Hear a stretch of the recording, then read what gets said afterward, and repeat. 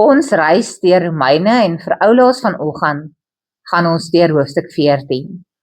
Vandag gaan ons saam lees uit Romeine 14 vanaf vers 13 tot vers 23. Laat ons mekaar dan nie meer veroordeel nie.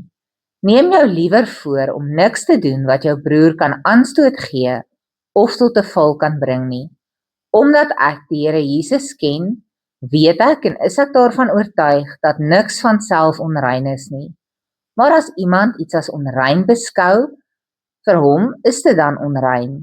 As jy met wat jy eet jou broer aanstoot gee, leef jy nie meer volgens die liefde nie. Moenie deur wat jy eet, iemand vir wie Christus gesterf het, laat verlore gaan nie. Moenie dat die goeie wat jy het, 'n slegte naam kry nie. Die koninkryk van God is nie 'n saak van eet en drink nie, maar van gehoorsaamheid aan God, vrede en vreugde wat die Heilige Gees ons gee. Wie op hierdie manier vir Christus dien, geniet die guns van God en die agting van mense. Laat ons dan beywer vir die dinge wat die onderlinge vrede en opbou bevorder. Moenie oor kos afbreek doen aan die werk van God nie. Alle kos is rein, maar dit is verkeerd om deur wat jy eet aanstoot te gee.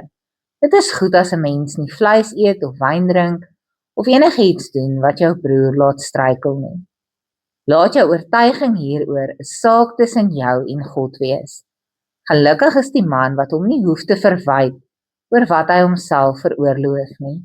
As iemand egter twyfel en tog eet, is hy klaar veroordeel omdat hy dit nie uit geloofsoortuigings doen nie. En enigiets wat 'n mens nie uit geloofsoortuiging doen nie, is sonde. Nou Paulus is baie reguit hier as hy sê, dit is nie ons rol om ander te oordeel nie. Dit is nie ons rol om oordeel uit te spreek oor ander se oortredinge nie. Dit is in God se hande. Ons kom nêrens deur mense te veroordeel nie. In plaas daarvan moet ons eerder daaraan werk om ons gewoonte om ander te kritiseer af te leer. As ons iets wil oordeel, moet ons eerder oordeel of ons eie optrede 'n struikelblok vir medegelowiges plaas of nie. Paulus sê weer hier dat die goeie nuus oor God se koninkryk is dat dit nie gaan oor doen nie. Die kontrolelys van ek het dit gedoen, so jy doen dit. Maar dit is eerder die goeie nuus van geregtigheid, vrede en die vreugde in die Heilige Gees. Om in twisgesprekke oor onbelangrike sake betrokke te raak, laat ons eintlik wegbeweeg van die koninkryk van God.